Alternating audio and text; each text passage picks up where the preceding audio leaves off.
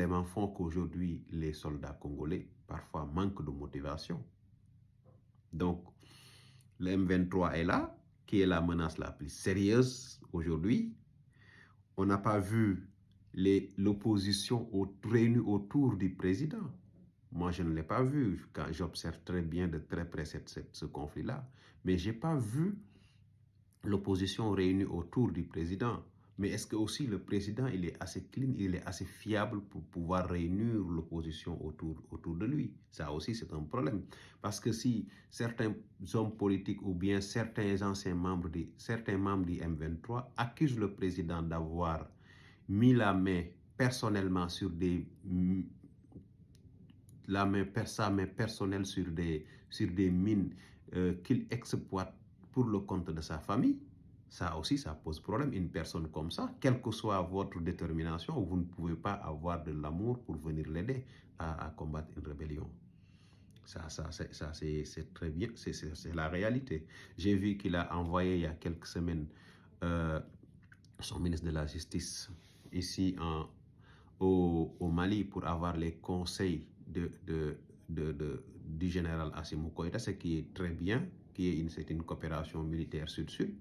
Parce que je pense que dans ce conflit-là aussi, il faut se dire la vérité, l'armée malienne, avec son expérience de menace interne et son discours qui a motivé ces jeunes, a une carte à jouer du point de vue des conseillers. Moi, je ne dirais pas pourquoi pas l'armée malienne envoyer des conseillers militaires au Congo pour les aider.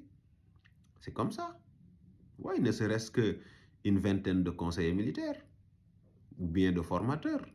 C'est ça la coopération sud-sud. Que personne ne vienne me dire, oui, le Mali a déjà son problème. Je sais que le Mali a son problème. Je sais que le Mali a son problème, mais il faut savoir que le Mali a su renverser la tendance, bien que ce n'est pas à une vitesse lumière, mais petit à petit, plus on avance, on voit que l'armée malienne prend le dessus sur les groupes terroristes, malgré leurs complices qui envoient des milliards d'euros, des millions d'euros en cachette en termes de salaire et de fourniture d'armement. L'armée malienne aujourd'hui, petit à petit, est en train de prendre le dessus sur les groupes armés. Et ça, c'est une expérience que voudrait avoir le Congo aujourd'hui pour savoir, pour renverser la tendance. Parce qu'avant, c'est l'armée malienne qui reculait. Maintenant, c'est l'armée malienne qui les accule. Et je pense que c'est ce qu'on doit avoir aussi aujourd'hui au Congo, c'est l'armée congolaise et les Wazalindo qui doivent avancer.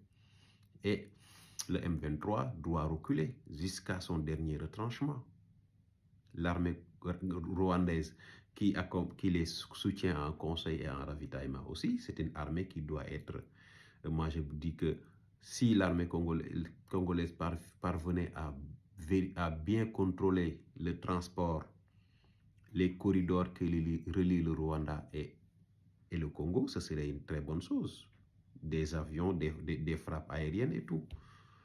Et ça demande une expertise, ça demande des drones de surveillance, ça demande des drones d'attaque aussi, des hélicoptères de combat, des avions. Mais est-ce que l'armée congolaise aujourd'hui a suffisamment de munitions pour pouvoir faire cette surveillance et exercer cette force de frappe sur les ennemis du Congo que sont le M23 aujourd'hui? Il y a beaucoup de questions qui se posent dans cette question, dans cette guerre. Est-ce que Rwanda aussi, eux, est-ce qu'ils ne sont pas dans une logique politique? Si vous avez des ressources, vous ne pouvez pas le gérer, je vais venir m'en servir. Parce que aussi ça, c'est une logique. Hein? Les pays n'ont pas d'amis, ils n'ont que des intérêts. Si vous habitez dans un pays très riche, au lieu de chercher à installer la paix et à retourner la situation, c'est-à-dire créer le développement, mais les autres vont dire oui, nous on n'a pas d'amis, on n'a que des intérêts. Vous ne savez pas vous concerter pour créer la paix chez vous, nous on va venir se servir dans vos ressources. Ça aussi c'est une logique, bien qu'elle est ignoble, inhumaine, mais c'est une logique géopolitique, il faut le reconnaître. Donc le Congo a il y a beaucoup d'interrogations dans cette guerre-là, beaucoup. Et je pense que ce qui fait qu'aujourd'hui, il est extrêmement difficile de trouver une solution durable. Parce qu'il y a beaucoup d'éléments à régler avant d'arriver à une paix durable dans ce pays-là. Parce qu'il y a certains généraux, ils acceptent de combattre en fonction de qui est au pouvoir, en fonction du régime politique. Il y a beaucoup de généraux congolais aujourd'hui qui sont dans le M23, ils étaient avec Kabila. Dès que Kabila est parti, ils sont partis. Et le jour où Tshisekedi sort ou bien quitte le pouvoir, ils vont essayer de revenir intégrer l'armée régulière. Même s'ils n'intègrent pas leur poste de général, mais ils vont intégrer un poste stratégique dans l'État. Donc, est-ce qu'on peut se dire aujourd'hui que aujourd'hui la vraie opposition aujourd'hui du pouvoir congolais, c'est le M23? Je pense que le pouvoir congolais n'a pas d'opposition politique réelle. Tout ce qu'elle a, c'est qu'elle a une opposition militaire. Une opposition militaire avec une branche politique qui n'est pas active politiquement, mais qui est plus active dans la propagande militaire, dans la propagande de guerre.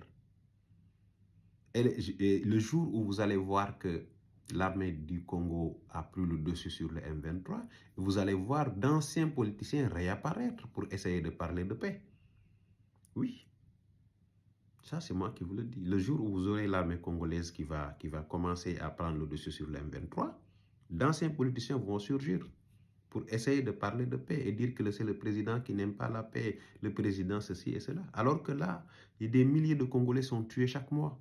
Et eux, on ne les entend pas. On ne les entend pas. Soit ils sont de connivence avec le M23, soit ils se disent, moi je me suis bien gavé, je n'ai pas besoin de m'entraîner dans ces débats-là.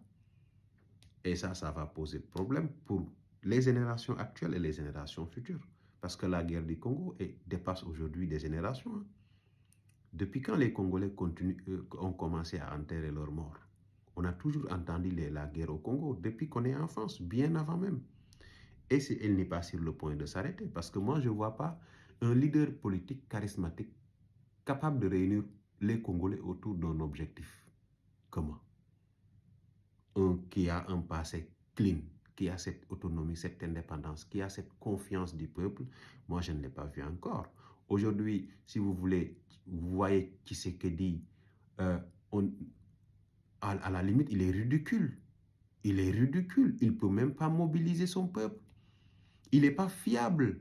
Il a son passé qui semble être une personne qui a été parachutée pour diriger le Congo. Mais du point de vue des compétences, on ne voit rien. Le mec, on dirait qu'il ne sait même pas par quoi. Vous le mettez en face d'un